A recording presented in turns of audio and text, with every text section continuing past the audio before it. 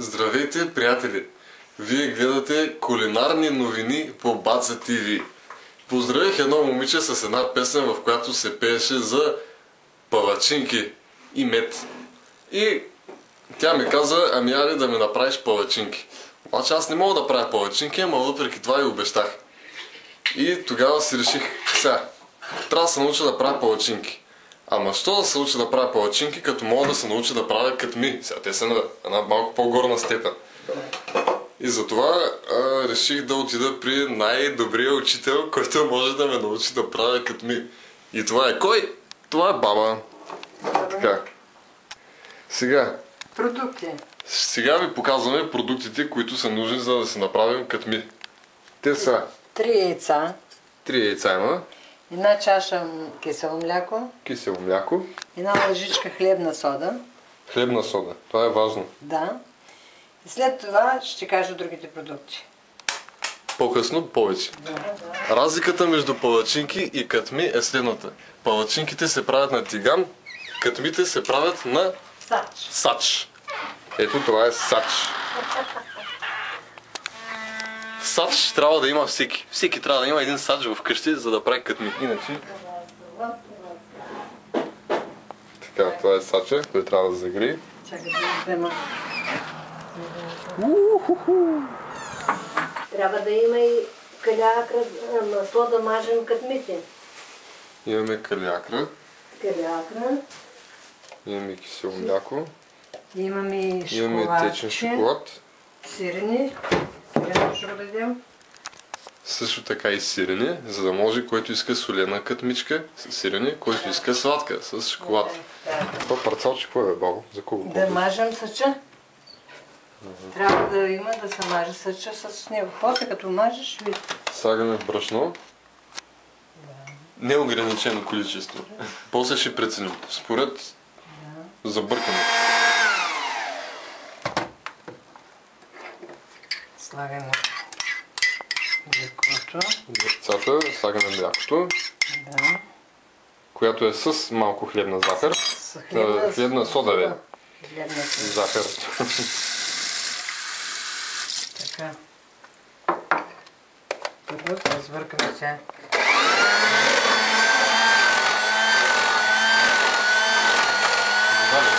Вода е една чаша, 2 чаши вода.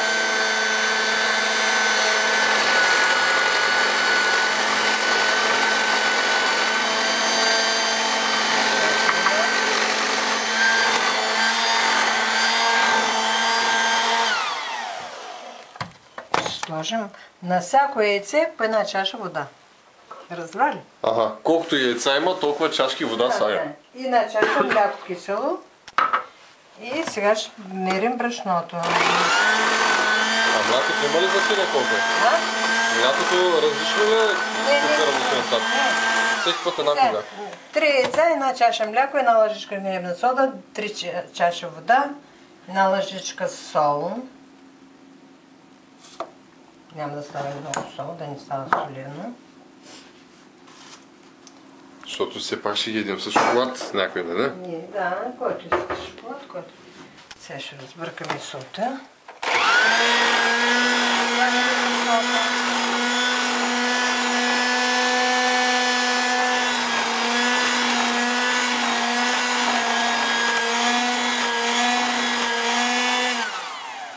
Колко гъсто трябва да стане? Сега ще примерим 3 чаши.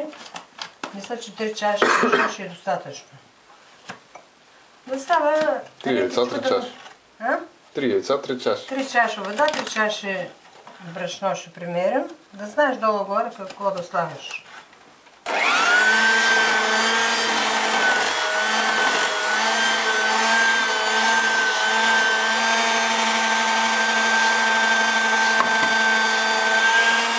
Знаеш, още една чаша ще трябва. Чакайте да го питам. Рядко ли е много? Да, сега ще го питаме с лъжицата. Сега ще видим колко е гъсто и дали има нужда от още. Да, има още нужда от брашно.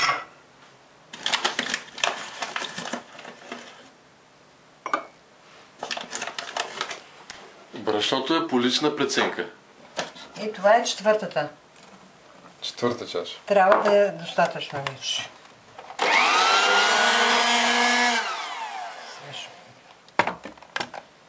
Мисля, че трябва да е точно.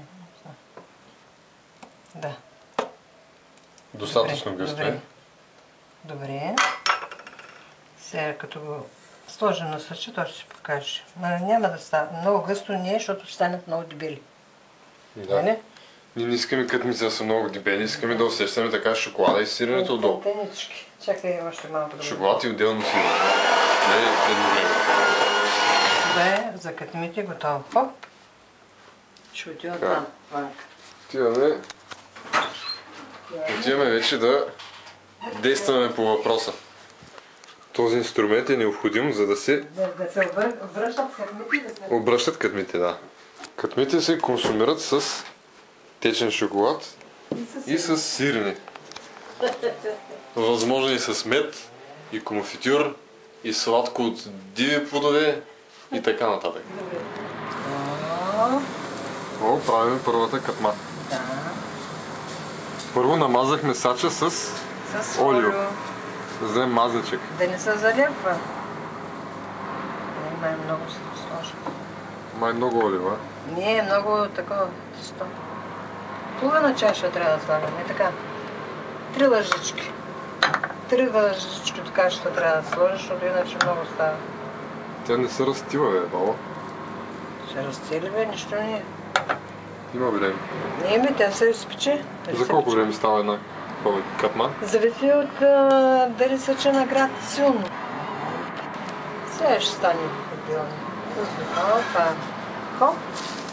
Опа. Връщане е готово. После ще обръща пак или Не. към долу? Само веднъж. Сега като се спече отдолу, слагаме, намазваме с масълце и готово за ядене. Да. Трябва да се намаза с масълце след като се вземе, за да бъде мекичка, да. Сега. Хоп. Хоп. И така се слага масълцето. Слага се масълце, да стане мекичка, да готова за ядене. Така. И другата. Пак ли трябва да мажеш? Да, на всяка кътма се маже. На всяка кътма мажем с олио. Да, за всяка слагаме олио отдолу да не лепне, иначе ще залепи. Опа. Сега е по-нормално ще бъде. Сега ще стане по-бързо кътмата, защото е по-нагрят. Да. Съча. Да. И стане сега мекичка и ще идеш. Само чакай някой да е заръфа. Сега ще почне по-бързо да става. Това е третата. Вече става все по-бързо и по-бързо става. Да. Защото се нагрява. Котлона. Котлона е включен. Но най-силното. Така, това е третата. Пак я мажем. Защото трябва да е мекичка. Ако не я намажем, ще стане твърда. Да, е така? да. И пак намазваме, не забравяме да намажем пак. Защото ако забравим, какво ще стане? Ще се залепи, няма да мога да я отлепим. После трябва да стържим. Да. Това е четвъртата.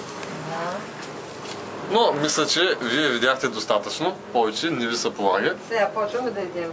Сега следва най-приятният момент. За ядене. Дегустацията.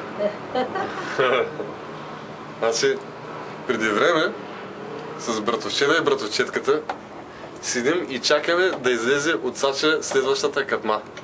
И се караме за кой ще е. Значи, Нали? баба не можеше да свари тук Кой да вземе да ги прави, да. И така, това е. Сега ще извадят аз и почваш да едеш. След малко това ще отиде ето тук.